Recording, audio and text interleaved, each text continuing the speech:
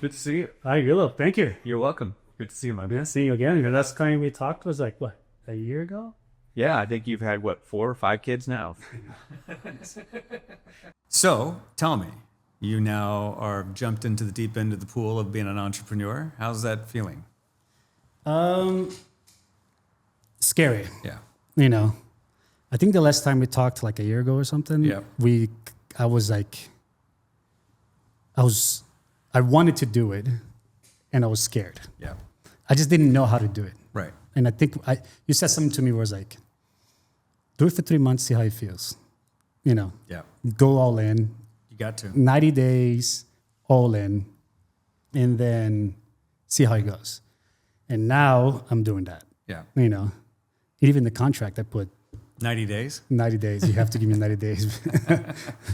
90 days. Well, what is it about the entrepreneurial aspect of what you're doing now that you love the most? I think it gives me a purpose I think it's a purpose. Like I'm doing this on my own, with my own discipline, with my own kind of routine. Yeah. And it has to be the best stuff Right. always. Yeah. Like that to me is what drives me. Yeah. Like it has to be the best that it can be. So It cannot just be halfway, you know? well, you can't because there's no one else to blame. Right. I mean, especially when it's just you. It's Yeah. like if it stinks, it's because of you. If it's great, it's because of you. Yeah. What have you found on this journey that has given you the most either pause or anxiety about being an entrepreneur? It's not guaranteed, Yeah. you know? Right. Yeah. It's like any day, Yeah. at least I feel that way. Any day, it could all fuck it up. Yeah. Everybody could just say, it's easier to fire an agency Yeah, for sure. than a full-time Yeah. person. When you're full-time, you're like, you could slack off, Yeah. you know, for months. You can kind of hide You in the kind of system. hide Yeah. and just do the minimum if you Yeah. wanted to. And you could, like the whole team could do it. Mm-hmm. Some teams go on and on, you know, for years. So I think the scary part is that like you have to be good all the time. Yeah, you have to be on it. Well, it's a little bit of like if you're the man, Right. and doing it, and you can choose to take the day off. It's Yeah. just nothing's going to get done, Nothing's going to get done. right? Or so it's not really that hard. And if you want to get ahead, you just have to figure out how to sort of work and get at it. I found, for the last couple of years now, being out of the corporate life, coming up on 3 years, and just doing a lot of different projects and, starting companies and really sort of exploring different aspects about myself, about what it is that I like to do. I've unlocked a couple of things that I don't think if I was like on this entrepreneurial journey, I would have really sort of honed in on, because when you're a CEO or a president or a top executive, you're usually burdened with many other aspects of the company that sort of blur you from what your sort of core great competency is. Yeah. Whether or not it's like budgeting, or you got to do HR reviews. I mean, when you're an entrepreneur and you have nobody working for you, the HR reviews are pretty simple. It's you and you. Like, you're fucking up. right. Do it better. That's right. It's sort of like, I'm gonna go have a conversation with you. It's like, okay, cool. And I think what that freedom allows you to do, and I think it's something that is really important, is that it allows you to sort of explore different things about you as an executive or you as an entrepreneur that you love to do. And what is it that you're really great at? Yes. Because some people who thrive in the corporate world are really great corporate citizens who know how to navigate conversations or manage budgets or manage a process or even exist in a process. Right. But when you're an entrepreneur and you have to figure out what is the process before you even build it, what is the product before you even sell it, it requires just different thinking. And that exploration for you is going to be one of the most rewarding things that you're going to see. You know, 6 months from now, the answer to the question of what is it you think you're really good at, I would almost guarantee you will be different. Yes, for sure. What's cool about that too is that like it's going back to the you versus you. It's like there's no rules. That's one thing that I keep trying to think. Just do your best. There's no rules. There's nothing, like it's a blank kind of canvas. Yeah. There's no one telling you this is the process. Yeah. This is how you have to do. This is like you okay, it's your own company. Like, what do you want to do to be the best at it? That's right. And for the company to be the best. That's right. Like, how you going to market it? How are you going to talk to people? How are you going to deliver the service? Yeah. It's really like I keep trying to think of that. Like, there's no rule. Right. Do the way you think is the best, and obviously learn from people, see how other people do it, Yeah. what the process is legally and all that stuff. But like, there's no rule, like Yeah. marketing strategy, content creation, all that stuff. Like, you just come up with it. Yeah. And that's probably what I want to get at, where I'm like, people are learning from me as well. Yeah. If I'm doing something like right now with the agency, what I'm doing is like providing service of content creation and building that brand or building their social media, Right. if it's a bigger company or whatever. So I want to become where it's like, oh, Felipe's agency kind of set a standard. Right. Like they did it completely different. And I think I see a lot of companies trying new things, which is cool. Yeah. So one of the things that I've really kind of fallen in love with on this sort of entrepreneur journey that I've been on is I've had the chance to sort of intersect with so many different businesses that have nothing to do with anything, frankly, that I've ever done in my life, whether it's been media or sports or anything, up to and including like financial services companies, Right. Managing a NASCAR team, a distillery, putting on an IndyCar race. I mean, at the fashion brand. So it's been all over the place. And in going into all of these businesses, I always try to take a step back and sort of elevate out of it and think and kind of get to a question, which is a good one to sort of start thinking about in your position where you are. And I literally had this conversation with a couple of extraordinarily, wealthy people who own this public company that they want me to come in and advise for potentially. And I said, let me ask you a question. 3 years from now, who do you want to be and what do you want the company to be when you grow up? What is it you want? What is the essence of what this company is going to be? Because oftentimes there is value in constant innovation and just doing things. But right. you also, as the entrepreneur, can get so focused into putting the cables on the mics and shooting the content that you've also need to take a step back. And Right. you've got to think through, where do I want this to be? What do I want to be known for? And so the value that I think I've started to sort of unlock for a lot of these different companies has been to really sort of approach them and help them with their strategic thinking about who do you want to be when you grow up? Yeah. Or what do you think you're doing today? And let me tell you what you actually are doing today. And then let's create a strategic framework that sort of gets you there. Now that's for more like mature companies. And what's ultimately happens in that scenario for a turnaround is they go, okay, well, can you help us implement those sort of processes? Well, yeah, because that's what I did. What you did. That's what I did. Right. Your career. And so what I've learned is that by sort of taking a step back and elevating the processes versus me showing up to a company or your company or building a company, here's the processes, may show up in a place where it's sort of like, okay, what is it we're really trying to do here? Because that will sort of change how the process would go Yeah. as you sort of move forward. Yeah, because it's probably because those people just have their head down so much, trying Yeah. to do it. And you need somebody like you to say, okay, what's the bigger picture here? Yeah, and what are you trying to get done? Yeah. And again, there's no wrong answer. It's just, they don't take the time to answer that. And Right. and by the way, for 40 years of my life in business, I was just the lemmings mentality. We would just sort of kind of follow and sort of go. And you'd have these moments of creativity where you'd sort of break out and you'd create something. You'd be like, oh, that's really sort of great. But I think when you're an entrepreneur, you've got to figure out that mental time to, once you start getting a foundation of success, it's like, okay, what am I actually going to do from here? Right. What is it that I want to be known for, and how am I going to differentiate it? Yes. Yeah.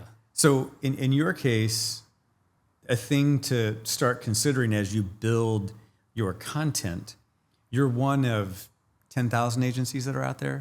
Or more, Yeah. right? Yeah. And so the question that I would challenge you to think through is like, what makes you unique? And so the example I would always use is like, I would use terms of like, what is your relative advantage? What is the one thing you do that nobody else can do? And that becomes sort of what you have to figure out what that is. Because once you sort of unlock that, that gives you the ability to do many, many other things. So like in the music business, I'm a partner in a tremendously successful company in Nashville Harbor Records and Entertainment. And what makes us unique at Harbor is that we have Riley Green, who's one of the biggest acts in country music. No other label can compete with Riley Green because we have him. Now, they may have their version of a superstar or somebody else, but what makes us unique is our roster of artists. So that helps us identify what it is. In our distillery business, what makes us unique about our bourbon is we grow the corn, we cook the corn, we blend it. We have our own proprietary blend of what it is. Now, by the way, there's way too much bourbon, in the market today. There's a lot. There's a lot of bourbon, but the reality is like those are the things that that we always have to come back to. It's like what makes us unique, and the fun story in that is when we were probably 3 years into the turnaround of OWN, the Oprah Winfrey Network. Yeah. We were struggling to try to get traction, and we were, I would say, a little bit distracted in terms of like what we were trying. We were trying all sorts of different shows. I mean, we tried game shows, we tried dating shows, we tried everything, and I remember us just coming in and go, what is the one thing we have that nobody else has? It's like, we have Oprah. Yeah. Right. Okay, let's start there. And let's not get too distracted. So, to me, it's like, that's your relative advantage. It's like, as an entrepreneur, start thinking about, okay, what's the one thing I'm going to have? Do you think it takes some time to realize what that is? Of course. Yeah. 100%. That's what I'm going through. Yeah, I mean, we were year 3.5 to 4 at the cable network before we sort of figured it out. I was given a speech in Kansas City to a group of entrepreneurs about really being clear about who your audience is and trying to help them understand some of the mistakes that I felt we made as a team with OWN. And I think when you start a company, you can put things up and you put it out there and you're like, well, we'll go out and we'll learn. And we'll just kind of see what the market will dictate. I think I look at that world a little bit differently now. I think it's more of like, you've got to have a really clear point of view and go after certain things and segments, because if not, you're just going to throw yourself into an ocean of fish and just hope that somebody finds you, which is just not going to be reality. And so one of the ways I think about this is, when we had the Oprah Winfrey Show, it was on broadcast. It was hugely successful on broadcast, and broadcast by the term is broad. Right. And so you would be watching her on an ABC station at 4:00 for 25 plus years. That same ABC station, after you were done watching her show, ran news. And after news, it ran game shows, Jeopardy, Wheel of Fortune. Then it ran dramas. Then it ran comedy. Then it ran sports. So it had all these things that were on it that were broad. So it was like a mile wide and like an inch deep. So our mistake initially with the cable network was, well, we'll just sort of replicate that from the Oprah Show, because the Oprah Show was broad by definition. One day we had spirituality, one day we had cooking, one day we had this, because we were mirroring broadcast. And so we tried to do that in cable, and it was tremendously unsuccessful. It wasn't until we got laser focused on a 45-year-old African-American female that we found some success. And once we went from a mile wide and an inch deep to an inch wide and a mile deep, Right. that's when we had success. Very niche. Very niche, very focused, and drilling down. And had we had that approach going into the cable network, I think the outcome would have been as successful, maybe more successful sooner for sure. But that's been the big lesson for me. It's one of the biggest lessons that I've got, which is, Right. hey man, I'm not sure I want to be known for 50 things. I want to be pro at one. Yeah. That's what I hear a lot. Riches are in the niches, Yeah, you know. that's right. And then and it's one of those things where I'm like, I know I'm good at creating content. I know I'm good at marketing, branding. But what is it that is gonna, like you say, you know, and gonna what set is you it apart. that set me apart? Yeah. You know. I think one of those things that I'm very good at, and you know how we work together, it was just being the right time with the right people, making the right people feel comfortable being at the right time, you know. So that thing, creating content to me, made it a lot easier. Yeah. So it's one of those things like, how do I replicate that into a service for a bunch of For the brands. brands? Yeah. Where it's like, hey, this is kind of the system, and then you just plug in, and then we adjust it accordingly, Right. to see how it works for you. Do you know? spend a lot of time with the brands really trying to understand what it is that they want? Yes, Yeah. Because I mean, that's going to be the important piece. that's the important thing. Yeah. Like just yesterday, somebody was like, hey, send me a proposal, and I'm like, okay, I need some answers before. Yeah. You know, it's not like, oh, we're gonna post this and we're gonna post that. Like, I need to know you. Yeah. What is your goal? You know, are you trying to just grow Instagram to look good? Right. Are you trying to convert people Right. to make money? Are you trying to get people to download your app? What is it? You know, and I think it's also like now I've learned, you know, it's like once I have all those questions ready and answered Yep. about you, I know who you are, what you want to do, and what your goal is. Then it's easier for me to be like, oh, you need to adjust this. You need That's to right. do this. You need Yeah. to do that. Yeah. Well, I think, as you sort of like get on this journey of what you want to be sort of known for, and a good analog is a bit of like looking at like directors, whether or not it's like a PTA, Paul Thomas Allen, or J.J. Abrams, or even a Spielberg. They all make scripted content, but they have a way of telling a story that is unique to them. Yeah. And I think, when you look at, interesting about social media, it's like there's so much chatter in the system about what works and what you have to do and edit. And I think the more people try to game the system, the less authentic it becomes. Yeah. And I think, the ability for you to connect on a human level, to pull out that authenticity and really get the authenticity of these brands into marketing is really going to be, one of the really good opportunities, because I think that, what's happening, in that social media space, it's becoming so super transactional. Everybody's rushing to get the next thing up. Yeah. And it's like, you're flooded with just this noise. Right. I have found that the longer form, unvarnished, narrative laden things. Now, I may be showing my age for sure. No. But I think it's certainly that to me is an area that I think you certainly could excel in. And thank you. And I think that kind of stuff is coming back. The long form, unedited as much as possible. Yeah. Being very real is starting to come back around. Yeah.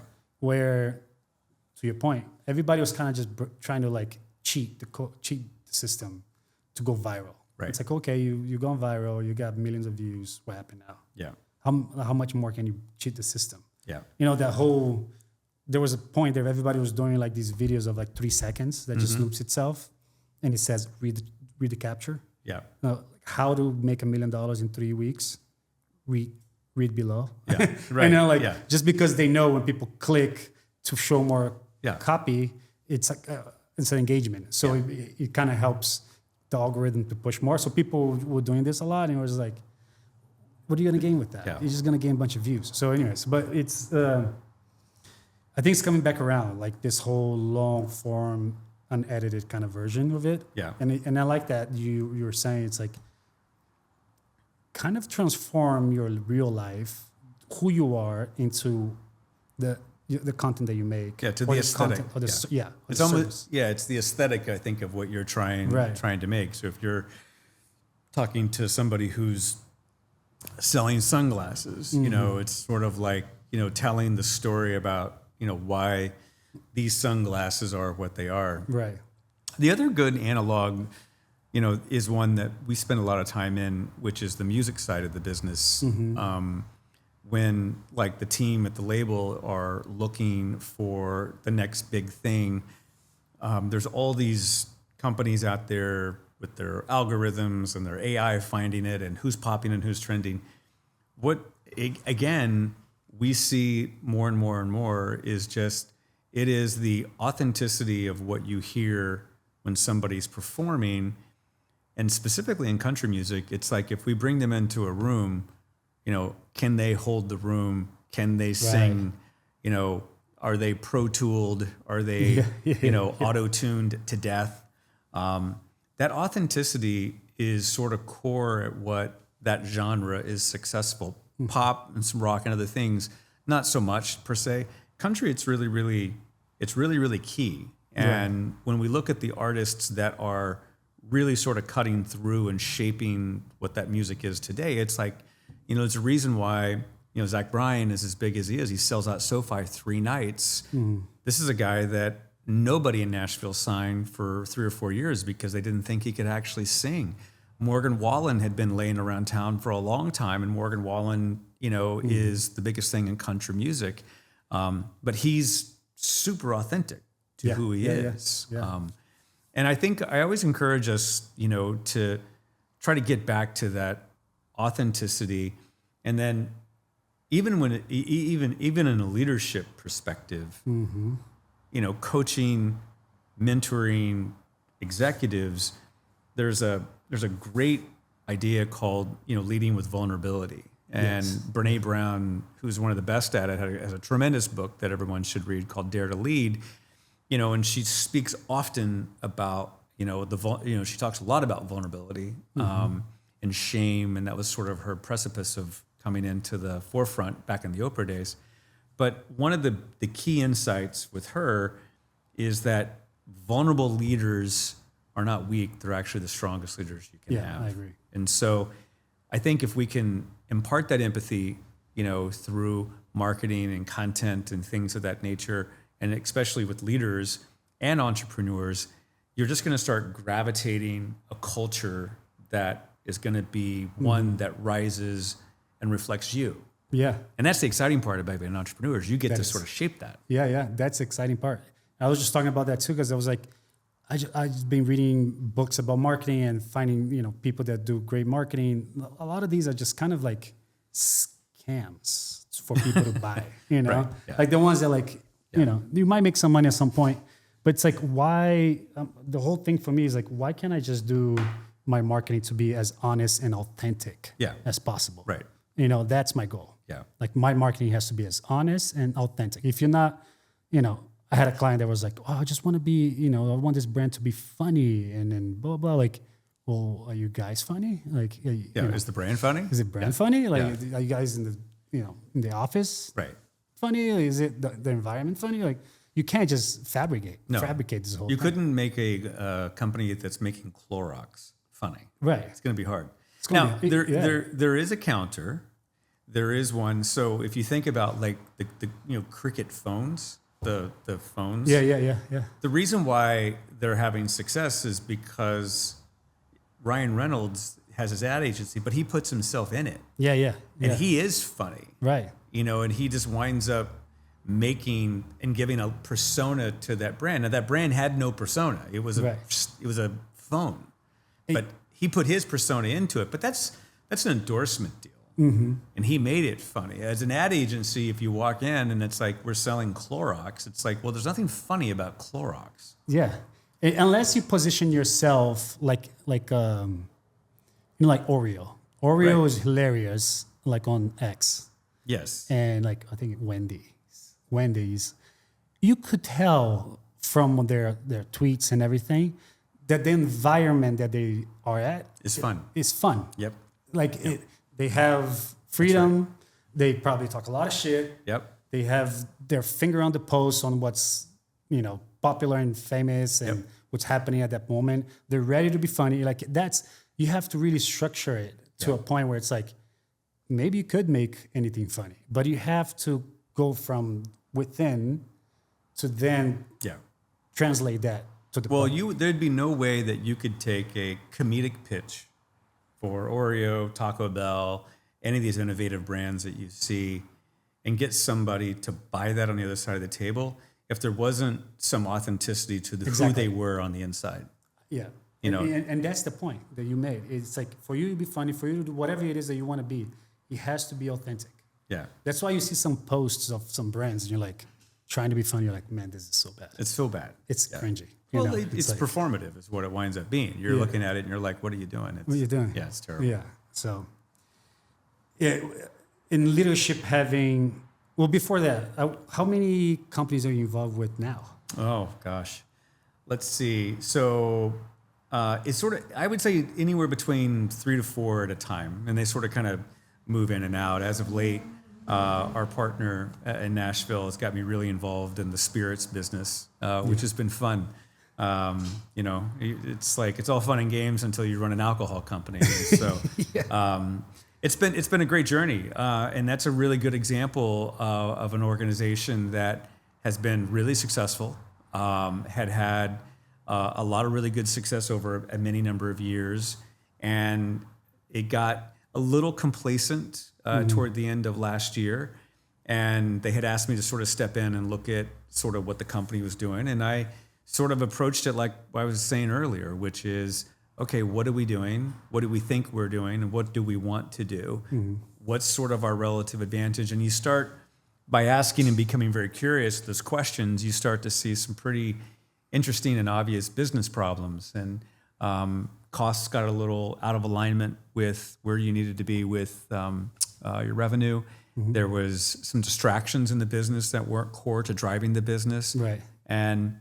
And so we decided to sort of lean in and make a lot of changes in terms of some reductions in terms of the workforce and some of the OpEx, really sort of refocusing our two, we call them LBEs, which is our location-based entities in downtown Nashville on 3rd Avenue and in Bransford, which is outside of Nashville. That's a restaurant. And there was this really interesting opportunity when we sort of stripped the company down to its really core of like, okay, we are selling at that time, Big Machine vodka and Borchetta bourbon and spiked pouches. And the numbers were showing us giving us all the information as to that there was just sort of a plateauing effect that was happening. One of the things in businesses is there's a old thing that you can buy or build, right? Brands, right? Yeah. And so there was this great opportunity to acquire, the Nashville's premier local-owned vodka brand called Pickers. Oh, that's cool. And it's this great company that a guy named Jeff Pennington started with his wife, and they had sort of got into a bit of a crossroads in terms of their maturation as a business. And so it was just a ripe opportunity for us to come in, acquire the Pickers brand, bring Jeff and some of his team members over to us. And by doing that, it sort of bolstered our bench. We got a pretty good book of business, and we've reinvented the brand. And what's been fun about that has been now we've taken some of our other assets that we have with our music label, because it's Pickers, like a guitar pick, the bottle's shaped like a guitar.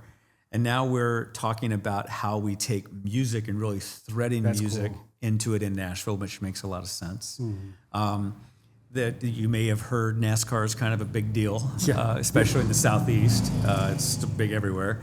And Scott has an Xfinity NASCAR team as well. So we're integrating our branding and marketing into NASCAR. And now we've got Pickers, and now we've got it. And so it's been fun to sort of kind of harmonize all these different assets, but onto themselves, they all had to get really narrow and focused and know what they are. So it's been fun sort of stitching them all together, Right. and getting the team in place and watching them now actually like develop their own momentum and grow. And I'm sure by the time we're done, I'll have 2 text messages from Scott, and we'll have 4 other new projects to work on. So it's been fun. I've really, it's been a blessing to be able to do it. It's a lot of fun. Yeah, that's super exciting. It sounds super exciting. Like having your hand in all these projects and you kind of driving it. It's been fun. How has it been, that transition? Because as far as I know, you've never gone entrepreneur No, up to now. no, yeah. So, and you've done obviously the best path that could be in the corporate world, you know, from intern to mascot, you know, to everything you could do, from radio to radio number, I don't know, was like 18 in Nashville, then you went to New York, and It was all over the place. all over. And then Some people say I couldn't keep a job, but that's, you know, let's not let facts get in the way of a good story. I think it's evolution. Yeah, it's That's how you evolution. put it. Yeah, I'm gonna stick with evolution. But you know, all the way to CEO, you're like, how has it been? You know, that transition. So it's been a transition, to be honest, because I've had to unlearn a lot of things, and I've had to discover a lot of things and learn at the same time. I think the biggest unlearning for me has been, you know, that I'm not the captain of somebody else's ship. I'm the captain of my ship. And when you're running a company for Oprah, or you're running companies for CBS or Viacom or XM, there is a human or two or a board that's really sort of saying, this is what we're doing. And you have a pretty broad, at least I've always had a pretty broad sandbox to play in and sort of innovate and drive aspects of the business. But at the same, the end result, you know, the buck was stopping with somebody else. When you're the CEO of a company, you got a much bigger sandbox, but at the end of the day, you know, the shareholders are really calling the shots and, you know, things of that nature. So when you go out on your own, as you can figure out, it's like, you know, it begins and ends with you. It's like, hey, you want to sleep until 9:30 tomorrow morning? Good on you. You can do that. Nothing's going to get done until 9:31 and you get up. And that transition had been really, really hard. There's been many days over the past 2 or 3 years where I would have these, I wouldn't say panic attacks, but these like waves of anxiety of like, oh man, you know, I've only gotten like 2 or 3 emails. The phone hadn't really rung. And you're like, that was not the case 10 years ago. It was like stacked up with calls and emails. And so I had to unlearn that that's not a bad thing. Right. That's actually a good thing, you know? And then what do you do with this opportunity now? And how do you want to deploy your brain power to sort of get into it? So I think the learnings for me about it is you ultimately get to choose what you want to do. You're going to make good decisions and bad decisions. I'm much more centered and, you know, I would say, I don't want to say calm because I don't think that's the right word, but certainly centered and, you know, aware and elevated in terms of how I think about it is. And I also, you know, and again, it's like I've never taken a moment to stop and appreciate what I had done, to be honest. It's like, You didn't have time. didn't have time. I was always like kind of grinding, and it's like, yeah, I did okay. Oh, you did amazing. Yeah, I did okay. And then you go, all right, how do you do it? So the other part about it is I've really fallen in love with, you know, I write a lot, as you know. Yeah. But I've been given a lot of time to speaking and coaching entrepreneurs with a bunch of programs. And I have found that to be far more rewarding than I ever thought. Just to be able to lean in over 2 or 3 days with 10, 15 entrepreneurs and try to help them get more focused on their businesses, and then hear from them 2 or 3 years later, like I've been starting to hear from, and watching their successes has been great. I'd appreciate a check maybe, you know, for helping them out. But Well, I'll promise you, if I, you know, if there is a way, I will give you a check at some point. Just kidding. From the I'm just, from no, the but from, it's been fun. from the time we worked together at the World Surf Fleet That's to right. now, I've always saw you as a mentor. Yeah, well, I do it because I say this a lot. It's like I get asked all the time with, it's like, how did you get from A to B? And I've got all of the funny punchline stories that we've talked about, from Chuck the Duck to the Coyote to this and that. Yeah. But when you really strip down to it, the real honest answer is that, I'm a product of a lot of people taking a lot of time caring about me. Yeah. And giving unselfishly their time to me to become better, to ask questions, and because of that, that's why I do what I do now. It's because I feel like it's my duty to sort of share what I've learned with others, because it's really not mine to keep. Because it was really not, when it was given to me, it was given to me with the sort of energy of like, hey, what you take in, put out. Yeah. How was Oprah? In what way? In that journey of yours, how much did you get to learn from her? Oh, a lifetime, a lifetime. The stories are just so profound on every level, and everybody will always ask me like, "What's your favorite Oprah story?" And I'm just like, "Gosh, it's like it's sort of like asking you what your favorite memory of your childhood is. You're overwhelmed with everything."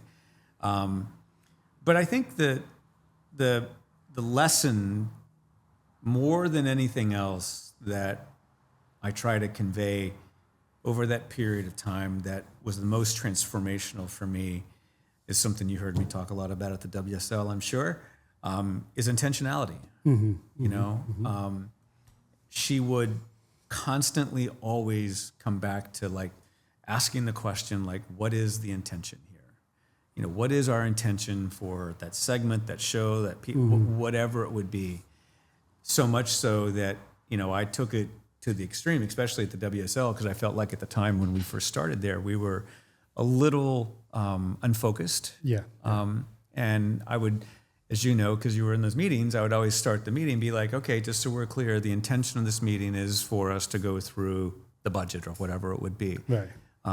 Because all of us would always have these conversations and meetings that would call a meeting about the light switches, and somehow, some way, we'd wind up talking about gas prices or tariffs or whatever the hell.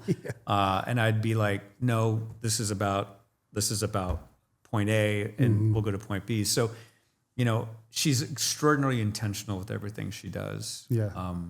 And she's true to herself. I mean, there's no more authentic person that I've ever met than her. Yeah. It's got to be amazing. Yeah. Do you feel like all those experience have prepared you to be in this position that you are now? No question. Yeah. I mean, one of the things that she famously says all the time, and I go back to this with all of the trauma that I've been coping with over my life, with my upbringing, through what's been happening in my personal life, even, tragedy of my girlfriend losing her house in the Palisades. I always come back to this, is that she would say, what happens to you happens for you. Yeah. And if you sort of approach things like it with that lens, it'll change how you react in the moment. And I think I've got the benefit of now being 54, not 34. So that 20 years changes a lot. Yeah. My kids are grown and gone, your kids. So I'm in a different place, but I would say all those experiences and have put me into a position that I can objectively and generally speaking, less emotionally, I still have my moments, I'm sure, be able to approach things like that. And then you realize when you get thrown a curveball, you're like, is it really a curveball or is it a wiffle ball? Yeah. But yeah, I think it's just it's a good thing. It's a great lesson from her of, what happens to you? Because we always be like, why is this happening to me? Why is this happening to Right. me? It's always bad. Yeah. Da, da, da, da, da. And it's just sort of like, if you can just take that on, it's like, I was late for my thing, and then I had this car. My car was this. Da da da. It's a snowball. It's a snowball, and we always we feel it, right? And it's just like, well, I didn't do this. If you can just pause just for a second, and should always say, just remember, what's happening to you is happening for you, Yeah. and your job is to try to figure out the why. Right. If you can unplug from the chaos of what's happening to you and plug into the energy of what is actually happening to you for the why, a couple things will happen. One, you'll be completely out of that state of frenetic, because now you're going to be like thinking about it. And number two, if there's a lesson in there and you get the lesson, it won't happen to you again. So, Yeah, I feel that way now that I'm going on my own. It's like I felt like everything that happened to me was like for me. correct. That's exactly how I feel. Perfect. Like these things were all preparing me to this point, and I'm sure a lot of things now are going to happen to me Oh, for sure. to prepare me for some other point. No question. You know, No like, question. And you could pick it like that experience. Oh, I went through that because I'm going through this now, and it's easier now for me. Yes. And I know how to navigate this a lot easier, and I see it with different eyes. Yeah. And I approach it differently because that happened to me. Because it happened to you before. Yeah. Yeah. Yeah, it's insane how I guess that's the beauty of getting older. That's the beautiful thing of getting older. A few gray hairs, a few extra pounds. Yeah. Yep. It's exactly how I feel. Like I'm prepared for this next step. Yep. Even if the beauty of it too is now you're not afraid of fail so much, because like if it fails, Yeah. then I learned, That's right.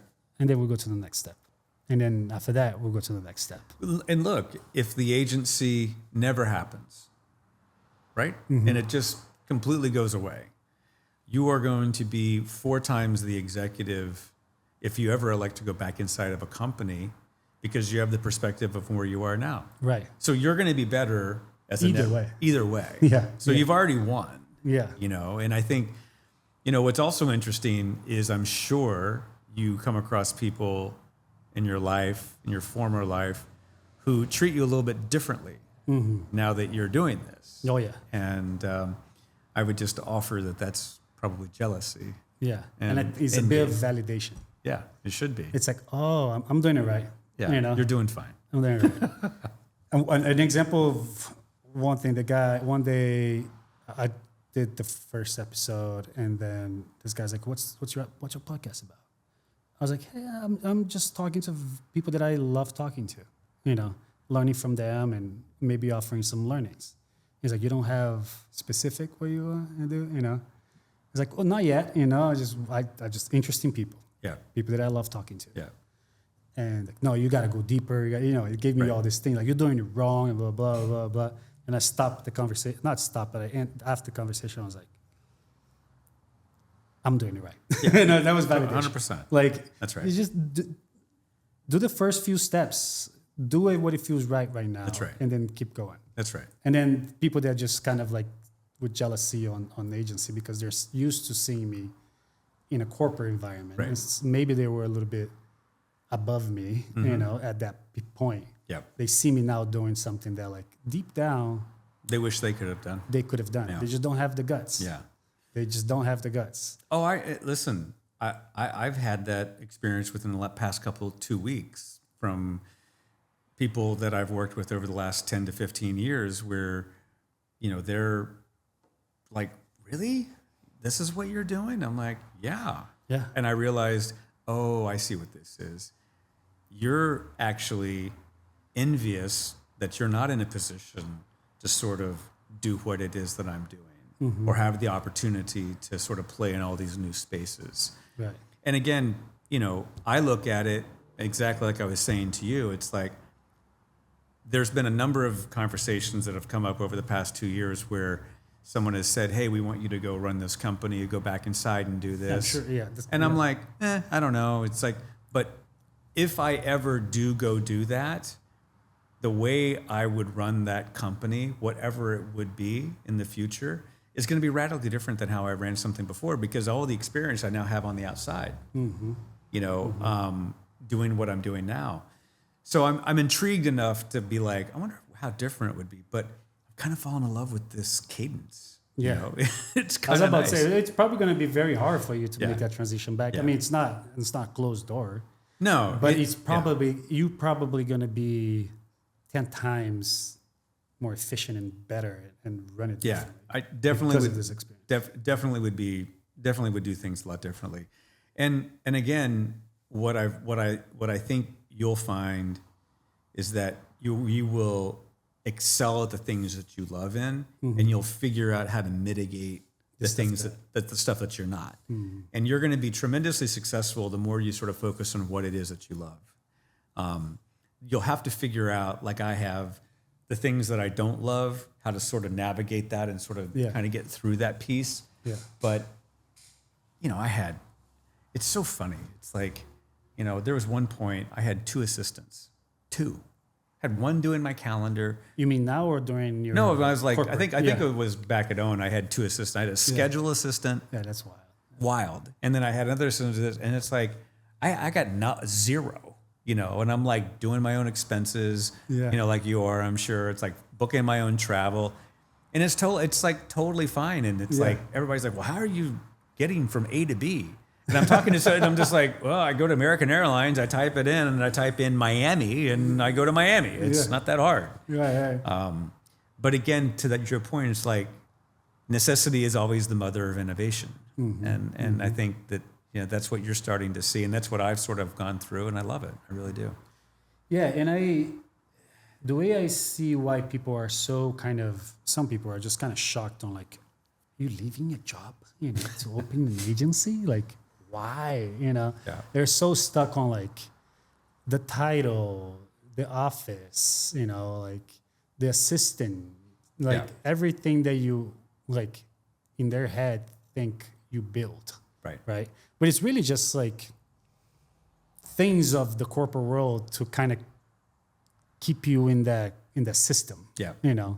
And then you all of a sudden you're like, oh, actually, I'm going to do something different. I'm going to do something that makes me happy.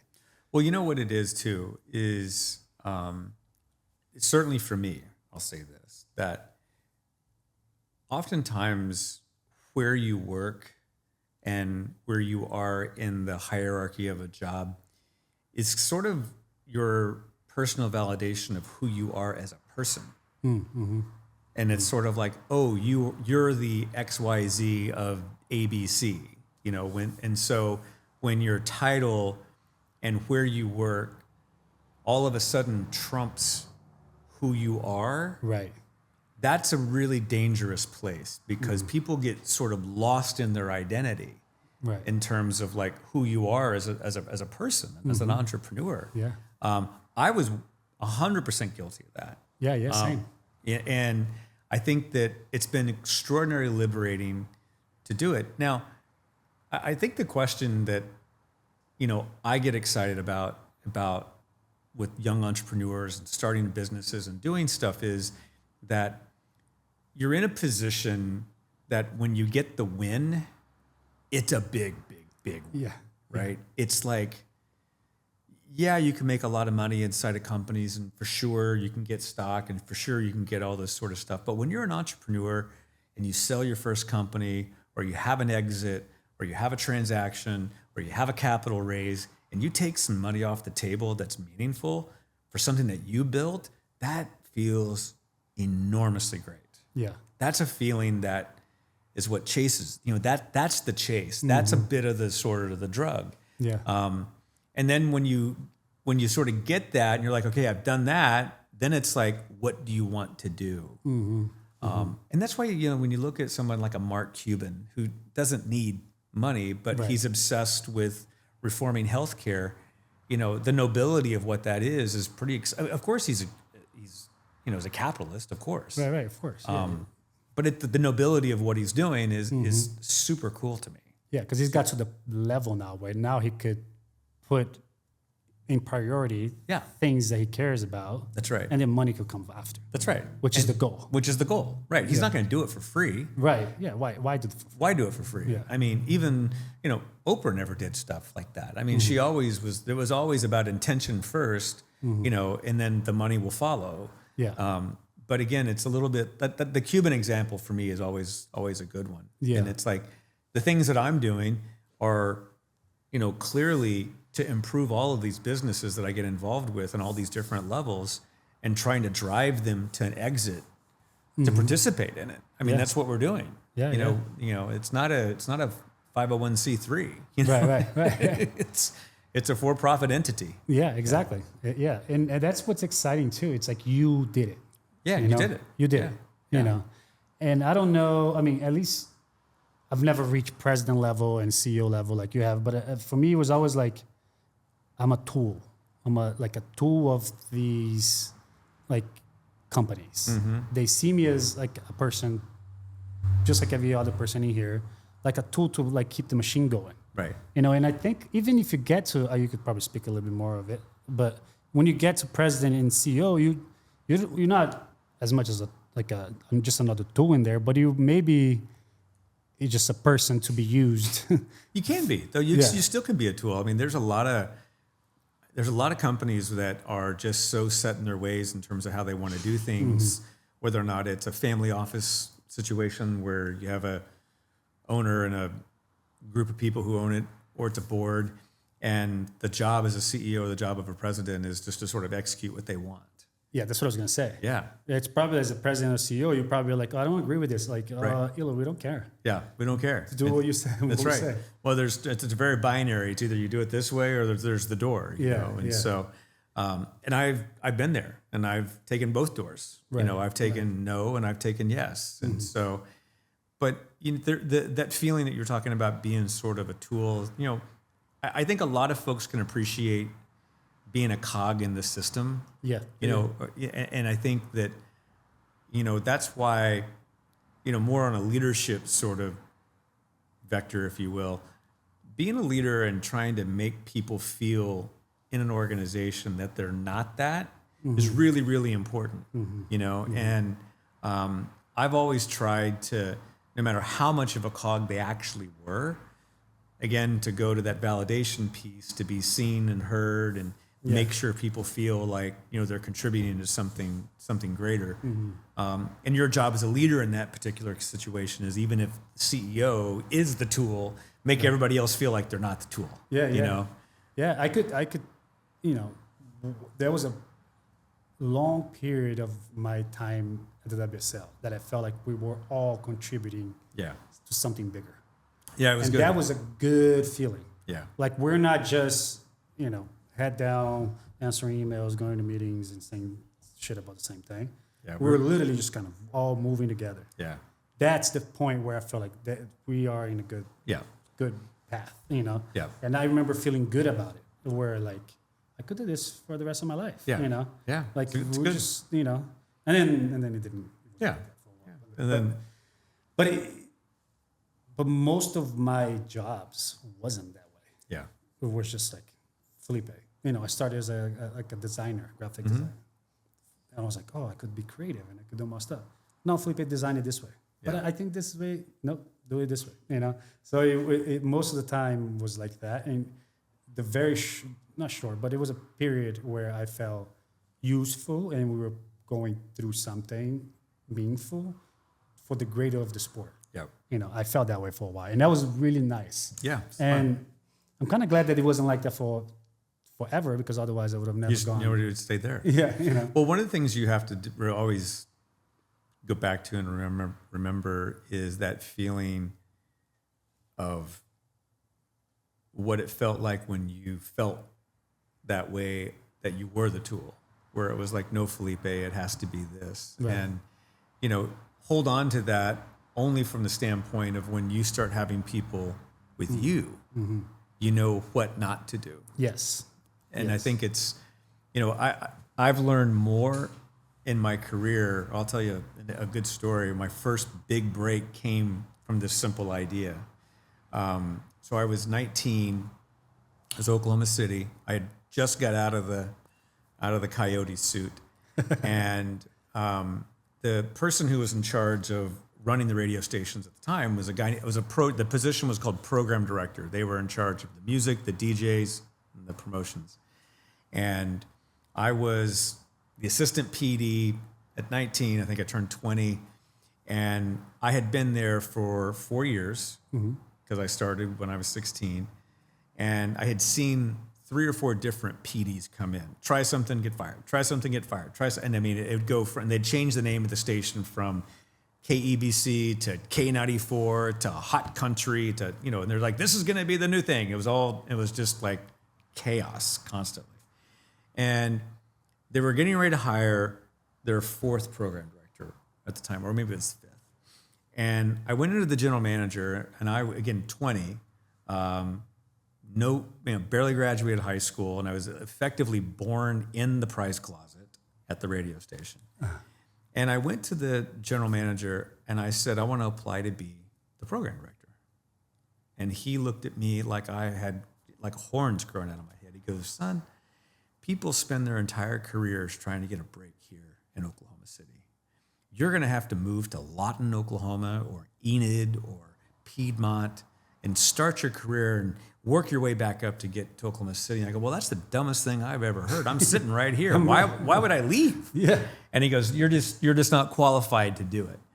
So I got up out of his big leather chair, and I'm walking out of his office dejected. And I sort of turned around in this like moment of like inspiration, and I said, I'll make you a deal.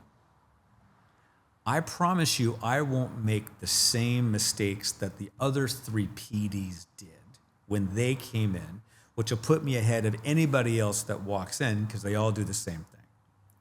That's great. And he was just like, get out of my office, kid. They interviewed 2 other people. I got the job in 6 months. Oh, wow. From the same person? From the same general manager. So he literally brought me back into the office and said, I remember what you said. He said, just don't make the same mistakes twice. So the lesson for me was the value of watching mistakes is really, really important to catalog in your mind and understand why it didn't work. I use that as an ability to get my break. By the way, that turned the entire radio station around. It did. I was, again, at this point, almost turning 21. The air staff was all a bunch of people who taught me how to be on the air. Now I'm their boss. And I just sort of rallied around everybody and I said, okay, what do you want to do? What do you want to do? How do we want to do it? I came together with a vision, and we agreed not to do anything that we had done wrong in the past 4 years, and we became the #1 station in town within about a year and a half. And that gave me my huge break at 23 to move to Seattle, to take over a station in Seattle and do my first really big major market turnaround. But I wouldn't have gotten that really break if it wasn't for Don Boyles, who believed in me, but I think it was the insight that I had of like taking all the lessons from the mistakes. Because so many people sometimes focus on the lessons of things that went right. This is a case of like cataloging everything that went wrong. Yeah, it's almost like it's easier to know what not to do. Correct. Or what you don't like. Yeah. Than to figure out what to do. 1,000%. So start canceling all the things not to do. That's right. It's like a multiple choice quiz. That's You're right. like, I don't know the answer. I know it's not this one. That's right. And if it's 4 and you can get 2 of them out of the way, you're at a 50-50 shot. Yeah, exactly. You're pretty Now good. you just close your eyes, A or C. That's right. That's right. But yeah, I think that's a good approach that I've learned as well. It's like, okay, I don't know what to do, but I know what not to do. That's right. Don't do this, and it's a good start. Yeah. You're 40% there. Yeah, that's 100%. And then start going little by little. Yeah. And little by little. Well, then you add to your list, because then, that 50-50 shot, you're still going to make mistakes. And then you're like, add that to the list. And like, all of a sudden it becomes somewhat clear sort of what to do when you do it enough. But It kind of reveals itself. yeah, it does. It does. And then from Seattle, you went to New York? No, Seattle, I went to San Francisco. San Francisco. And then Tampa, and then Chicago for a hot second, then New York, then DC, then back to Chicago. All radio. All radio. Yeah, I was radio all the way through DC until I went to go work for Oprah toward the end of like 2008, 2009. Wow. Yeah. What was that transition like? Going from radio to like now you're gonna run Harpo. cable, a cable TV. Well, it wasn't cable at the time. So Wait, Harpo was before OWN. Yeah, that's right. Yeah. So Harpo started in 1989. For those of you who are listening, it's Oprah backwards. So that's where Harpo comes from. It's also biblical, and it's also a name from the color purple. There's a lot of symmetry about it, but it's actually her name spelled backwards. Yeah. It was the production company that did the Oprah Winfrey Show for 25 years. That was the #1 talk show in America. Most kids today don't know what it is. They just know that she's very famous and their mom watched her on television. It's like, it's all you need to know.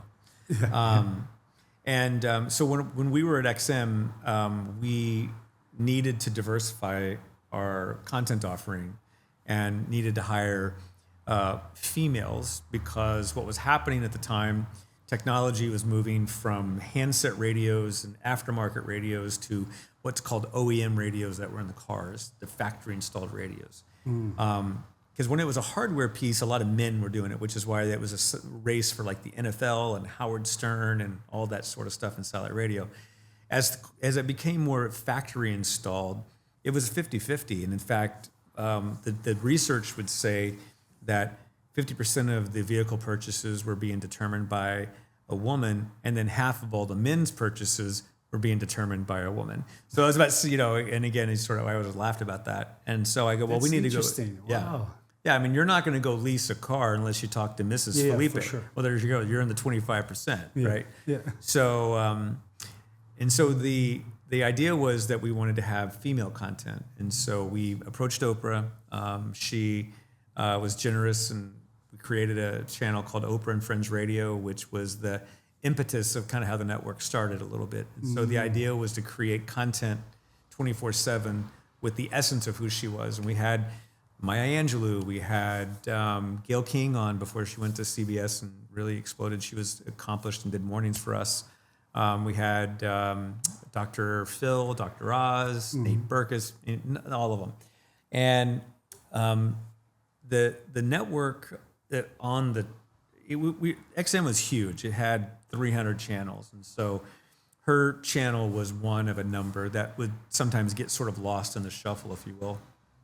And she called one day and asked me to come to Chicago to talk to her about running her channel. And I said, okay, I'll give it a thought. Her president called at the time, Tim Bennett, great guy, and said, what do you think? I go, I'm the head of programming for XM. I'm not gonna do that. Right. And she said, he said to me, he goes, okay, well, I'll just let her know. I'm really flattered, but I'm going to stay at XM because I'm running 300 channels. Why would I quit a job of running 300 to go to a job of running one? And get a call a couple of days later. And this, you haven't met her? Oh, I knew who she was. Oh, yeah, I'd met her because I'd done the deal before. Yeah. Okay. Oh, yeah. Okay. Yeah. Okay. And she'd call and we'd have conversations about the channel. So we had a relationship for sure. Okay. And then the president called back and said, well, she'd love to see you, after the premiere of her show, And I was like, oh, okay, cool. So I fly all the way to Chicago from DC. It was on Monday, I remember. And I get there and I'm at lunch with the president and the CFO. And I go, okay, look, she's going to talk to you about coming and joining the company. And I go, I've already told you. Is that why you brought me up here? I go, I told you I'm not doing this. Yeah. And I go, and I'm literally walking into her office and they wind up leaving. And she sits down behind her desk and she looks at me and she's like, now, wait a minute. You're not interested in the job I'm offering? And it was the most awkward beginning of a conversation I've ever had. That's how she started. That's how she started. And I was like, well, no. So I recount the whole thing and explain to her what I'm doing. And she goes, so why are you here? I go, I'm here because you asked me to come here. And she goes, okay. She goes, well, all right, well, since you're here, how would I fix the channel? And so I tell her how I'd fix the channel and all this stuff. And I'm like, okay. And I said, look, I got to get back home. I got the flight out of O'Hare. I'm going to get out of here. And get up and I wind up leaving. I'm literally getting out of the building, getting into the car.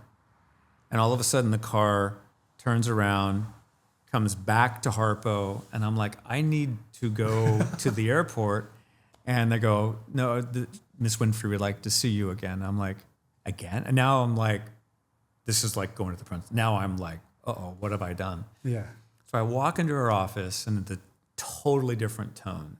Just, it was like, I saw the CEO.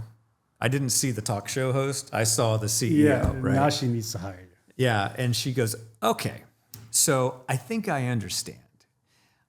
They're talking to you about fruit, and I'm talking to you about like peanuts. And I'm like, okay, sure. And she goes, what if instead of you running the channel, I have you become the executive vice president of Harpo? And in my infinite wisdom, I said, what is that? And she goes, what do you mean, what is that? She goes, what is Harpo? I go, what is Harpo? She goes, it's me, and it's all of this. And I was like, oh, well, that's different. Yeah. And she looked at me and smiled, and she goes, well, what do you think now? I go, well, we've gone from peanuts to fruit to a whole fruit salad. And she starts laughing, and she said, yes. And so she goes, okay, now you can go. So I wind up going, and over the next, call it 2 or 3 months, we put together an arrangement. And then one of the funniest stories about all of that is I was having lunch with her, and I wasn't trying to talk myself out of it, and I was just being way too honest and naive, I think. And I said to her, I go, hey, you do know I've never done anything in television. It's like I'm a radio guy. Right. And she goes, oh, I'm aware. She goes, but you're smart. You'll figure it out. And then my ego took over, and I said the dumbest thing you could possibly say. And I looked at her, and I go, I mean, how hard can it be? It's just radio with pictures, right? And she... Almost lost the job there. Yeah, it was sort of like, I was like, ooh, that was probably too far. She chuckled a bit. And anyways, she said, she was very polite. She goes, see, you're already trying to figure it out. And so we put the deal together, and I went there and had a great 10-year run with her. We came together with the end of the Oprah Winfrey Show and changed my life. Wow. Changed my life. That's amazing. Yeah. But I can say I turned her down twice. You did. You did. And I was smart enough not to do it the third time. Wow, how cool is that? It's just like calling the driver. Turn around, bring him over. Well, it was either And he her, doesn't even check on you. He's like, shh, we're coming back. Yeah. But there was a comment made of if I needed to get home, there was a plane that I could have taken at some point, I'm sure. So, but it was great. There's a YouTube video out there that you can find when I got accepted into like the Oklahoma City Public School Hall of Fame, something or That's other. awesome. And she did a really lovely little intro for me. And she recounts that story I just told you from her point of view. Oh, that would be interesting. Yeah, so you can, I won't spoil the surprise for you. But I got you to can, look for it. Yeah. I got to look at that. Yeah. Because then she's probably talking about how she sat down, thought about it, saw something in you and all that stuff. Yeah, I won't give away the surprise, Yeah. but you can I go wish I find had it. a computer to pull it up. So at that level, when you were at that level, right? Like going back to like corporate kind of world, when you were at that level, it takes a couple months to even get the deal done, to bring you in, figure out salary, figure out probably moving there. And does it go into like, let's figure it out your first couple months strategy here too? Like how does it? Well, it didn't take that long to figure out. I mean, it was, I think, deals have a normal cadence. I have a term when we do deals all the time about like deal fatigue. It's like, I think if you're negotiating, there's a natural momentum to a deal. And if it slows down, that's never a good sign. And if it drags on, you get deal fatigue. Now, by the way, deal fatigue is a very good strategic way to negotiate people and grind on them, just grind on points. I'm not a fan of it. I kill deals on deal fatigue. I just feel like, one of my lines I like to say to people all the time, I go, if this is just too much trouble, let me know. Right. You know. They bring you right back. And all of a sudden, oh, no, it's totally fine. Yeah, I'm like, yeah. good, we'll sign it. Yeah. But to your question, that part didn't take that much long. That didn't take long. I was married. We just had our second child. just getting situated in Chicago. It just took a minute. But figuring out that was the most unique first 90 to 120 days on a job that I've ever had, because most of the jobs I've had before that were like turnarounds. Like, here's a problem back in Oklahoma City. Here's a problem. You got to fix it quick. We're burning money. There wasn't a whole lot wrong with the Oprah Winfrey Show. It was pretty damn good, and so it afforded me the opportunity to really learn from great people there. The executive producer, who was my co-president for a period of time, her name was Sherry Salata. I got to learn a ton from her. So many great producers, the syndication world, the broadcast world, the stations. I could really sort of lean into it and really sort of learn it. And it paid dividends, especially when we ended the show and Oprah made the decision to have us run OWN. And we did that in call it June of 2011. Oh, wow. Yeah. And then you went and transitioned into OWN. Yeah. So the show was over in May of 2020, May 25th, 2011. The network went on the air January 1st, 2011. That's when was struggling. Oprah couldn't technically be on the network until that September because of her non-compete. So the network was really sort of struggling without her. And there was some leadership changes over there, and she made the decision to put Sherry and I as co-presidents at that time over there. And I would tell you, it was a case of like the network was not at rock bottom yet. It felt like rock bottom, but we had some other problems that were coming our way. Yeah. But that sort of it was so good to have gone through that prior 2+ years in Chicago to really get intimate with the brand, so that we could really, coming out of 2012, we could start leaning into the turn. Because you turned it on around. It was an incredible start too, right? When you turned it. It started really well because it was her. Everybody tuned in. But again, it's kind of going back to what we talked about earlier. The focus was too broad. It wasn't narrow enough, And I think that was a big learning for us. Yeah. And it wasn't really until we really landed on a show where it was greenlit before. I can't take credit for it. It was greenlit before I got there. We made a decision to put it on Saturday nights, where I got into a huge fight with Craig Pelagian, my soon-to-be future partner with Ultimate Surfer, by the way, who I love dearly, with Dana White. Yeah. It was a show called Welcome to Sweetie Pies. And the woman's name, the principal, was a 60-year-old African-American woman named Miss Robbie. And she had a son, Timothy, who had just gotten out of prison, didn't have a father. He had a girlfriend who had a kid, and it was a very, stressful time in the family. And they had a soul food restaurant in St. Louis. And she was a former backup singer for Ike and Tina Turner. Oh, wow. And so Craig brings us this show, and we hadn't had really any success at all with ratings, and the ratings were very pedestrian, as I would say.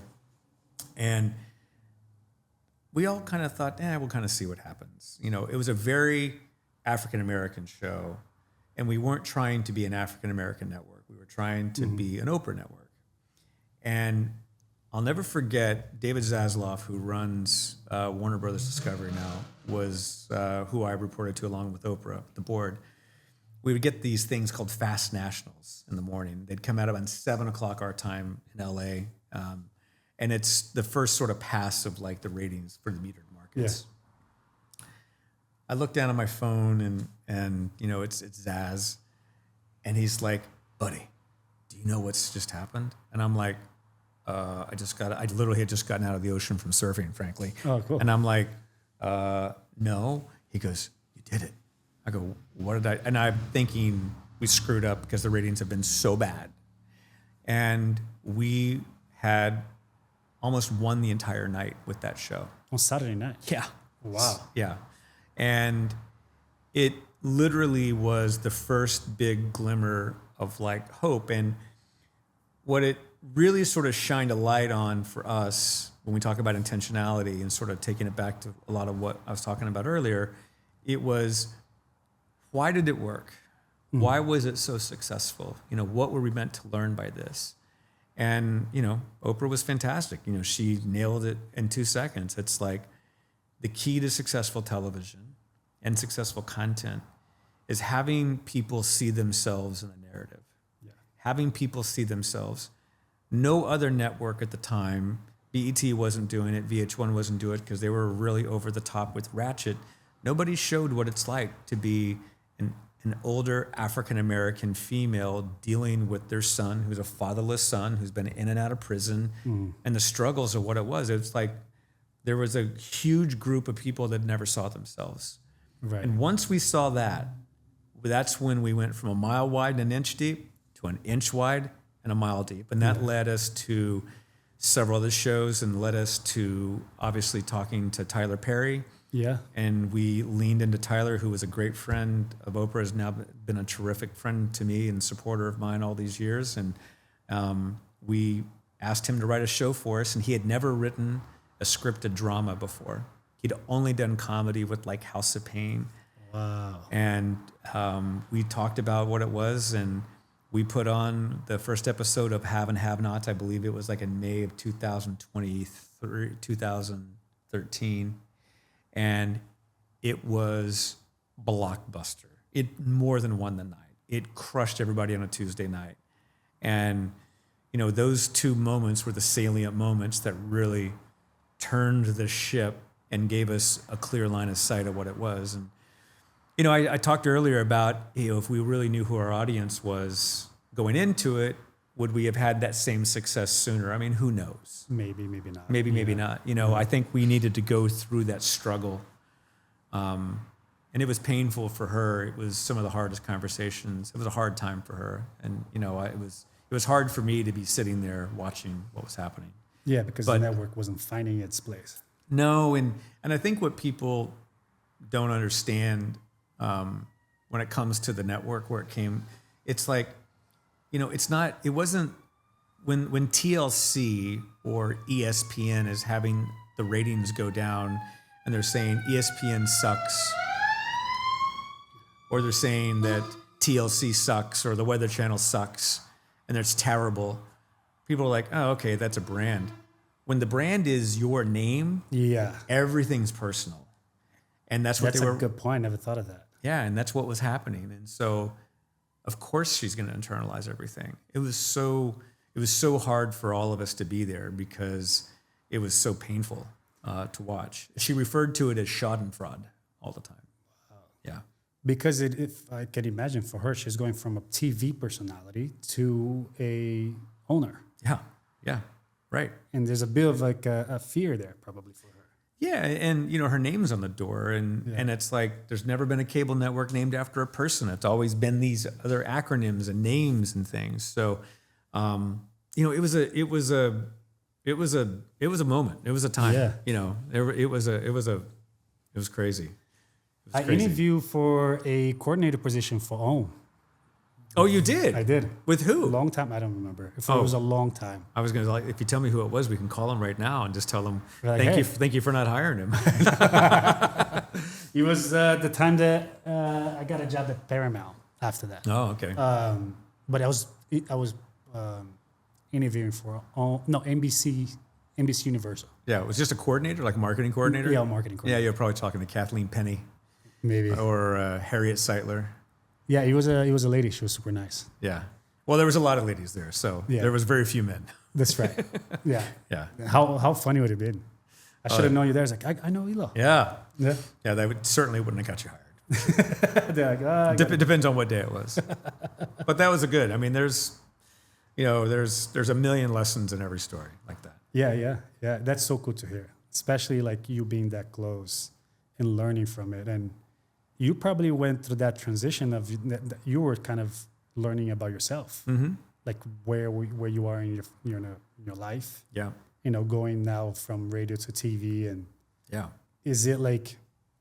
Did you feel like you were more in the spotlight because it's with Oprah, or did it kind of like naturally? No, I mean it was pretty bright. I mean, again, she obviously was the face and the star and did everything, but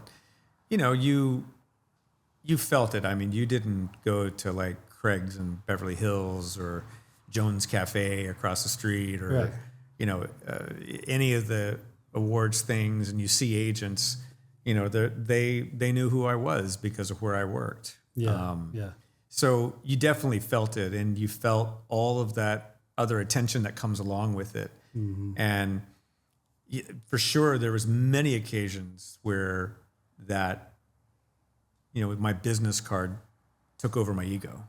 Right. You know, Right. and you know, you make mistakes out of it too. You know, when you're that person, you sometimes get confused. Do they like me? Do they like my job? You know, are you a real friend? Are you a fake friend? And so that process was wild. I can only imagine. Going back to what you were saying before, right? It's like your job becomes who you are. That was the personification of it for me. You know, that job was one of the most, arguably the highest profile job I will probably ever have. Who knows? But certainly to date. And it for sure defined my professional career. For sure. For sure. Yeah. For sure. And, you know, I did it for 10 years, and it consumed a lot of who I was from that identity place. You know, I remember seeing you for the first time at the World Surf League. You had this blue suit on, and you just kind of screamed confidence. oh, Like you just had that with you, you know. And I was like, well, first I was like, this is kind of what we need, and second, I was like, this is cool, you know. Like it's everybody else in the room was like, can this guy actually surf? You know, yeah. It's the answer is no, but it's that's like fine. it was what we need. Yeah. And then another thing that you did there that was kind of that I remember was like, you know, obviously surfing is kind of a niche that, like, we know how it is. Surfers don't like other people coming in. Yeah. You know, and so the media for surfing is kind of, you know, terrible. Yeah. I don't read any of it. And, you know, but in the beginning when I started the World Surf, I came from UFC, so I went to the World Surf League. It's like, oh, this is it's like a smaller company. I'm cool. You know, it's like it doesn't scare you as much. Right. But then you start learning how the surfing community is. You're like, oh, this sucks. You know, like not everybody, but I'm just like media wise. Yeah. But one thing that you did that really was cool, you like invited the media to talk to you. Yeah. Like you took it head on. I'm like, Yeah. I had no problem with that. I had no problem. You know, I think there was more people inside the organization that had an issue with that. I think one of my great mentors and, you know, friend and somebody I admire and look up to is Dana White. yes. I was so privileged to get to meet and spend time with Dana. Yeah. And when I first met Dana for the first time, it was with my friend Craig Pelagian, who sold me the Welcome to Sweetie Pie show. Yeah. And Dana flew to Surf Ranch. Yeah. And I met him that day. Well, I've met him before many times. Yeah, but that day we were there with Craig. Yeah, I was there. Because he wanted to see the wave, because we had this idea of doing the spinoff of The Ultimate Fighter. Yeah. Because Craig did Tough with Dana. And so that just started a very organic cadence, you know, thing with Dana, where I would text him back. And then when we were out selling the show, we were in town spending a lot of time together. And, you know, it was right about the time that I had just become CEO, and I was confiding in Dana that, you know, I think that, you know, if you were looking at this, what would you advise? Because this is a guy who put the UFC on his back and made it what it did. No one believed it. No one believed him, right? Yeah. And, you know, I'll never forget, I won't share everything he told me, but he was just like, you know, somebody has to be the face of the league. Yes. Somebody has to stand up and be the face of the league, because you're going to get hammered, and you need to, whether it's you or somebody. And Dana's point was like, that's what he had to do for the UFC. Yes. And what it does and did for the UFC was it gives the UFC a direction. Yes. And right, wrong, or indifferent, the fighters, the fans, the media, they know who to blame. Yep. There's no question if there's a problem with the UFC, who you're calling, Yeah. right? And so Dana was like, that's what you need to do Yep. with the WSL. And so it was that insight that he gave me, which is why I would do that. I would lean into it, and I'd always be the one that would go out there. And, I paid the price for it Right. often, Yeah. I've always appreciated that because before that I worked for the UFC, and I met Dana. And this is when UFC was smaller. Right. They weren't even where they are now, where it was a smaller building by Sahara. Yeah. It was just two small buildings, and everybody knew each other. And we would have meetings at Dana's office all the time. Yep. I trained jiu-jitsu with his bodyguard. We were all, Yep. And I remember when I saw that, I was like, oh, okay, we're in a good path. Yeah. Like Dana was so good about these things. He was so unapologetic. He still is. He still is. Yeah. I remember when Instagram Live started and they wanted to put, Dana was doing Instagram Live. Yeah. And then I was watching it, and then somebody on the comment said, man, I hate UFC, Yeah. And he's like, George, hates UFC? Fuck you, don't watch it then. It's like, I know. this is a CEO. That's Dana. That's when you, as a fan, because we're smart. Fans are, you can only fool fans for That's a right. little bit. Yeah. That's when me as a fan, I'm like, he doesn't answer to nobody. No. Yeah. And Well, I think he's he's also lucky that he was friends with the Fertittas. the Fertittas, but it's also too. It's a little bit of like that who he is as a human is very much what the UFC is as a sport. I think the difference from that surfing analogy, it's like, look, I mean, it's. I think that there should be a face. I think that there needs to be like a direction. I think the fans, the industry, should have that. Yeah. I can't think of a sport out there that you don't know who runs it. Right. Whether it's Roger Goodell, Adam Silver, whoever. Yeah. I think that's important. That may not be the view that a lot of people have. And I think if you are going to be that person, you are going to have to put yourself out there completely unfiltered and in a way that kind of goes out there. Was that right or wrong? Who knows? I don't know. I mean, if I had to do it all over again, would I do it that way? I absolutely would. Yeah.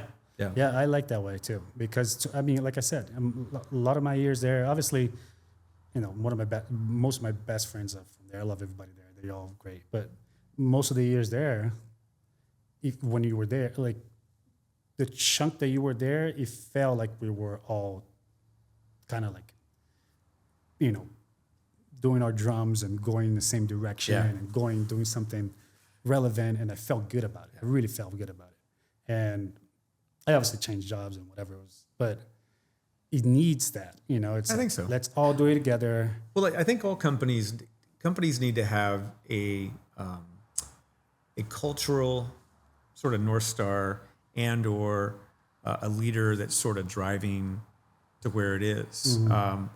And I see that with what I do now in a lot of organizations. They sort of like kind of operate a bit like a ship without a rudder. Right. They're just sort of drifting based upon the winds and the tide, and Very reactive. very reactive, or not reactive and just accepting of whatever will happen.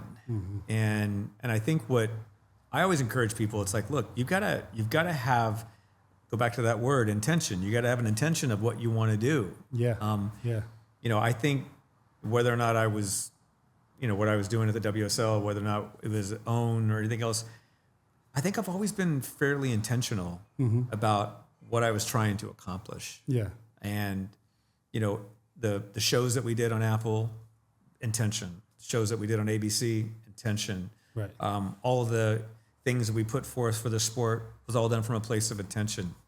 The historians will write whether it was good, wrong, or indifferent. I don't really care. Doesn't matter. Yeah.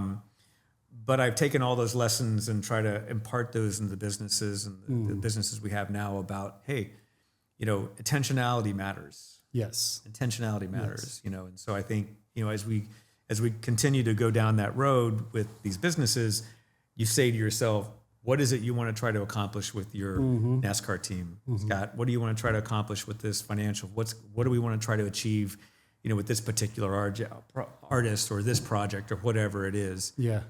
And once we sort of crystallize on what that's the thing. When you figure out what it is you're trying to do, and just write it down on a piece of paper. I mean, this has been my big thing with these entrepreneurs is like, write it down on a piece of paper, let me see it.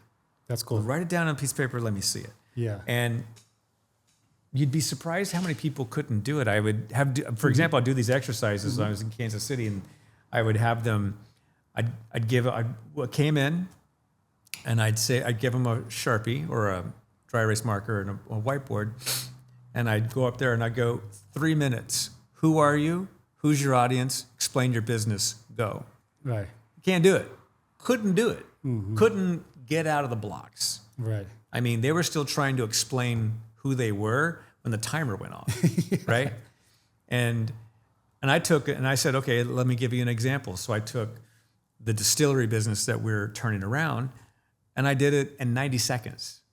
And it was like crystal clear. And I said, so when we're done in 3 days, we're going to do the same test again. Yes. And what happens when you can get that level of clarity and simplicity and focused on it, it really unlocks everything. Yeah. And that's when the company feels like it has momentum. And that's when the culture gets going, is because everybody can see it and everybody can understand it. And it's clear and simple. Clear and simple. It's not complicated. Right. Right? It's like put content on the air, get audience, sell advertising. Make sure you don't spend more money than the advertising is. Yeah. Business is, it's it. Yeah. It's no more complicated than that. Yep. You can make it complicated if you want. Yep. But I think it's like, that's the fun part. Yeah. I that's what I'm going through now too. Same thing. I'm like, make it simple and have the why. Have the why. Have the why. Have your why. It's like when you talk to people and they try to act like they're smart and they start talking a lot and bringing up big words, and at the end of the conversation, you're like, what were we talking about? Right. It's like it just makes that person look dumb. I saw something online the other day where someone took every jargon word like vector turnaround and had like the largest like word vomit soup I've ever seen. It was just like, I'll find it. It was so good. Yeah. You said something that I think is important, which is it's a question that I ask a lot of the guys I work with too, which is like, what is your why? And there's two whys. There's your why, your personal why, and then there's the company's why.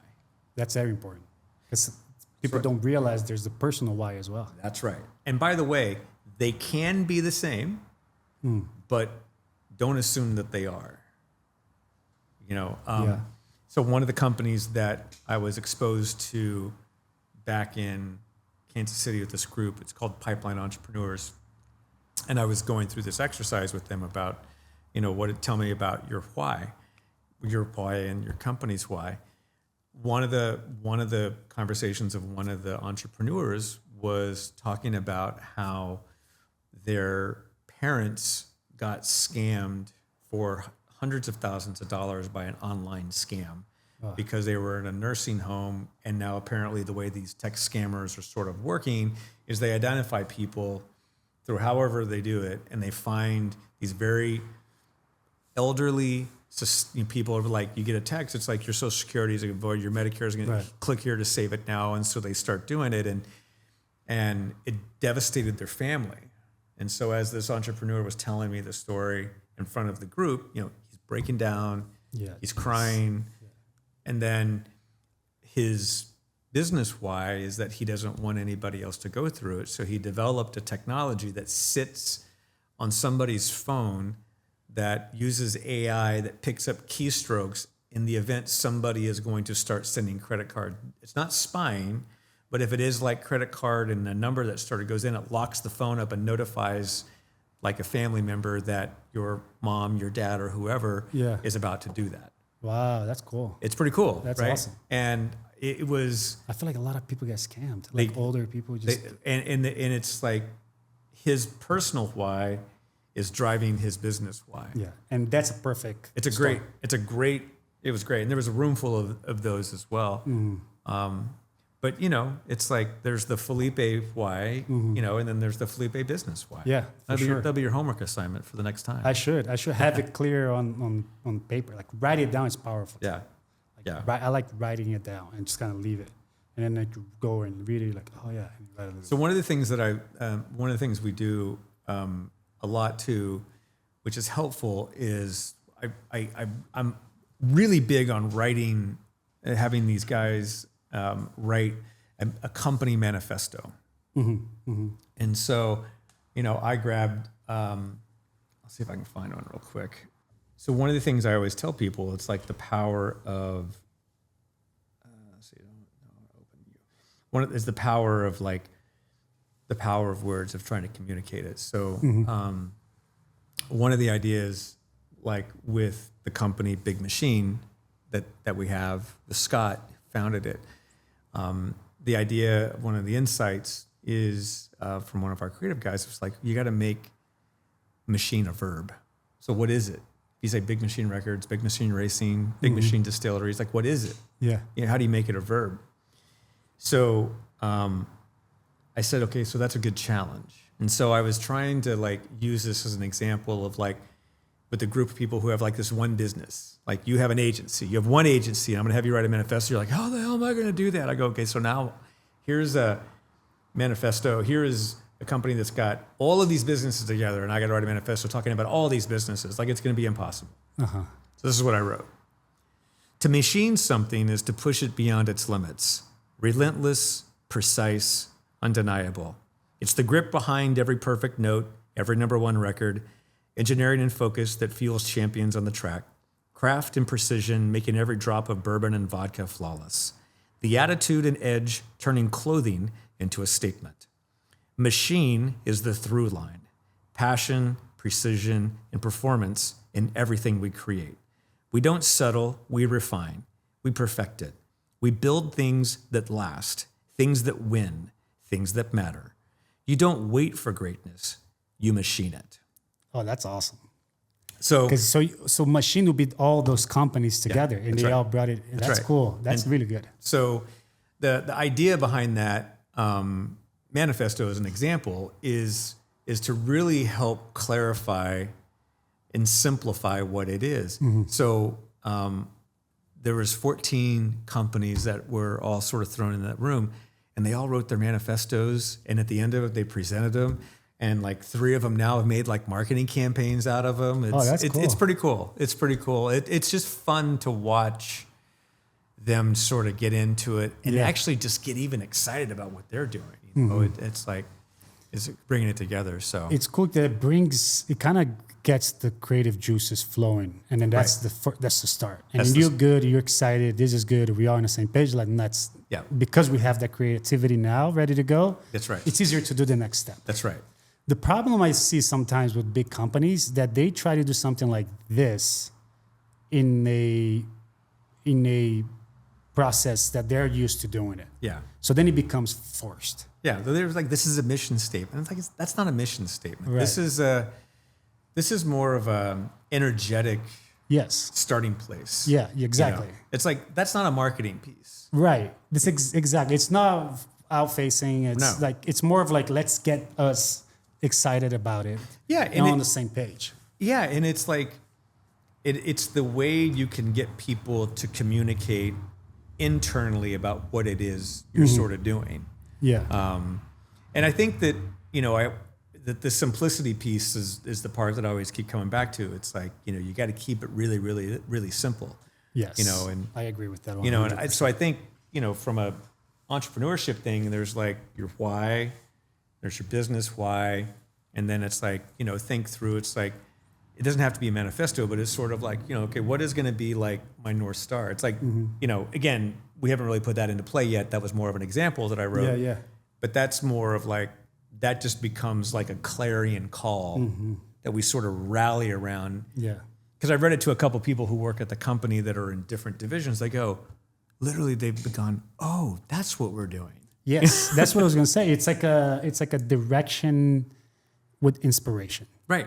It's just and inspiration. It's all it's for. It's all and I see where companies sometimes they just try to do it as like, well, let's just read the manifesto again. I was like, come on, let's just, you know. Yeah, it's not. To me, it's like I remember being in these stupid retreats and arguing over words about like what the mission statement would be. I'm like, are we for real here? Yeah. It's just sort of like, we're like, there's like $4 million of payroll in this room, and it's like, what are we talking about? Yeah, just like, sometimes it's focused on these little things that it doesn't push stupid. the middle. That's so stupid. Yeah, So stupid. yeah, it's unbelievable. Well, Ilo, Yeah, brother.